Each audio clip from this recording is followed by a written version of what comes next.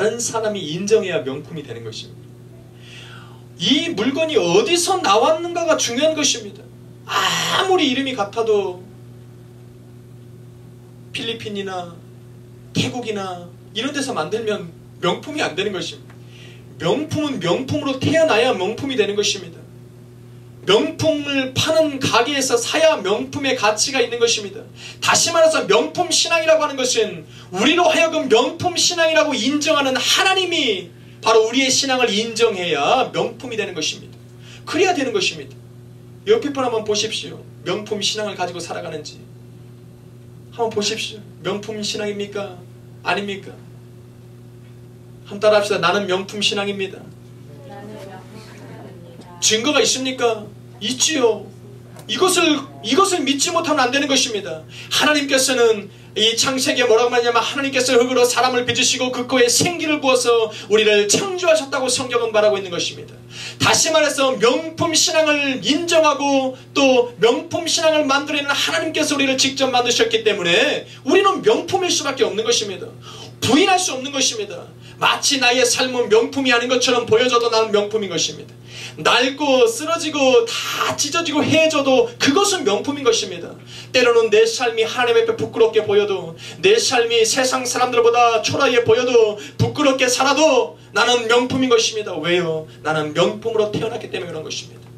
명품으로 태어났기 때문에 명품을 만드신 하나님 앞에 구하면 응답이 되는 것입니다. 믿으십니까? 그래서 하나님은 우리에게 하나님의 뜻대로 살라고 요구하고 있는 것입니다. 그래서 오늘 9절부터 13절까지 바라보니까 예수님께서 그러므로 너희는 이렇게 기도하라고 기도를 가르쳐주는 것입니다. 때로는 우리가 기도하지 못하니까 하나님이 이렇게 기도하라고 지시하시는 것입니다. 그렇게 기도하면 명품 기도가 되는 것입니다. 하나님이 가르쳐주고 주님이 가르쳐주시는 대로 하면 명품 기도가 되는 것입니다. 근데 여러분 내 말마다 그렇게 기도합니까? 잘 그렇게 안 됩니다. 왜 그렇습니까? 오늘 9절로부터 13절에 주기도문을 바라보니까 순전히 하나님의 나라에 대한 얘기요, 교회에 대한 얘기요, 다른 사람에 대한 얘기밖에 없지 실질적으로 내 삶에 근접한 기도는 하나도 없는 것입니다. 하나 나오는데 나를 용서해달라는 기도밖에 없는 것입니다.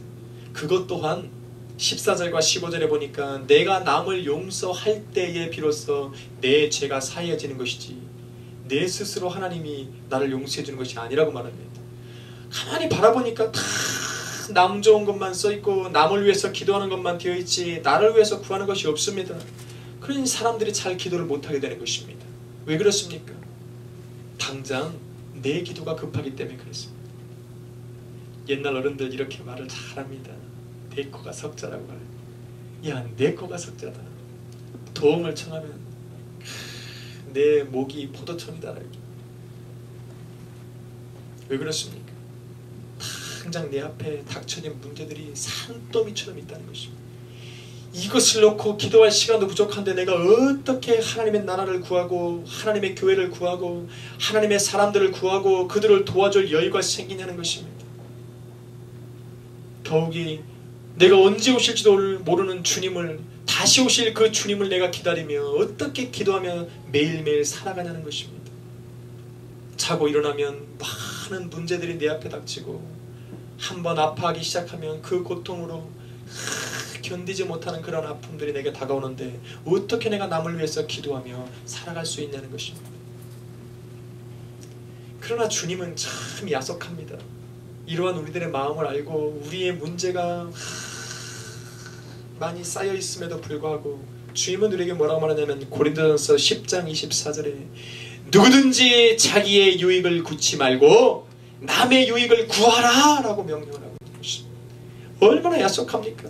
내 문제도 이 산더미인데 왜 예수님은 고린도전서에 말씀하시기를 너희는 남의 유익을 구하고 내 유익을 구하지 말라고 말하는 것입니까? 더 나아가서 이것도 부족해서 누가복음 12장 31절에 보니 너희는 그의 나라를 구하라 라고 말하면서 그 앞에 전치사를 붙였는데 오직, 다른 기도하지 말고 오직 너희는 그의 나라를 구하라 라고 얘기하고 있는 것입니다. 아니 내 문제도 많은데 남의 것들 구하는 것뿐만 아니라 오직 나는 그의 나라를 구하라고 말하고 있는 것입니다. 주님이 왜 그러십니까? 내 문제를 혹시 모르고 계시는 것은 아닙니까? 내 가정의 문제요, 내 건강의 문제요, 내가 지금 기도하는 제목들을 혹시 주님이 모르고 계시는 줄 착각하고 있는 줄을 우리가 생각할 수도 있다는 것입니다. 여러분, 바로 명품신앙은 여기에서 판가름 나는 것입니다. 주님이 왜 그런 말씀을 하셨을까? 한 번쯤 의문을 던지고 말씀 안에서 그 해답을 찾은 사람이 바로 명품신앙을 가지고 있는 사람입니다. 예수님은 왜 그렇게 말씀하셨습니까? 내 삶 가운데 분명히 해결해야 될 문제들이 있고 고침을 받아낸 병들이 있음에도 불구하고 왜 하나님은 남을 위해서 구하고 먼저 그 나라를 구하라고 말씀하셨을까?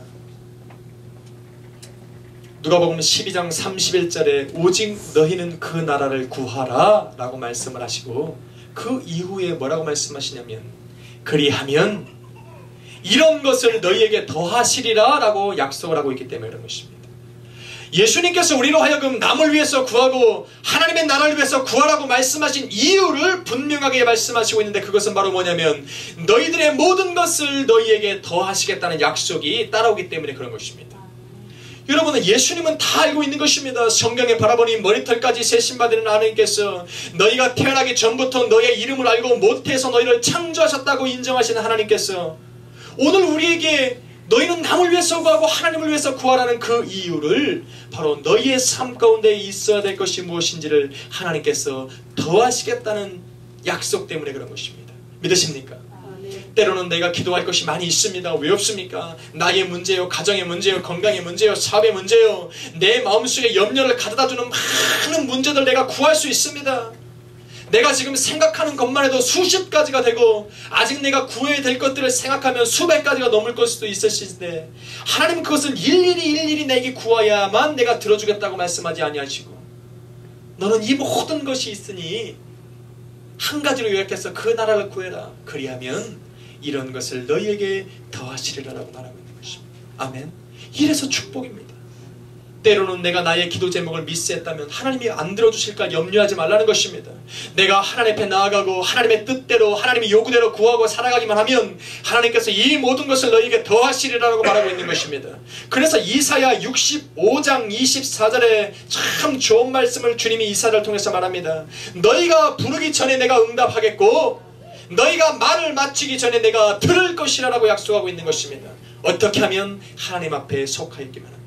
하나님의 백성으로 살아가기만 하면 하나님의 말씀 안에 붙들려 있기만 하면 너희가 부르기 전에 내가 응답하겠고 너희가 말을 마치기 전에 내가 들을 것이라고 얘기하고 있는 것입니다.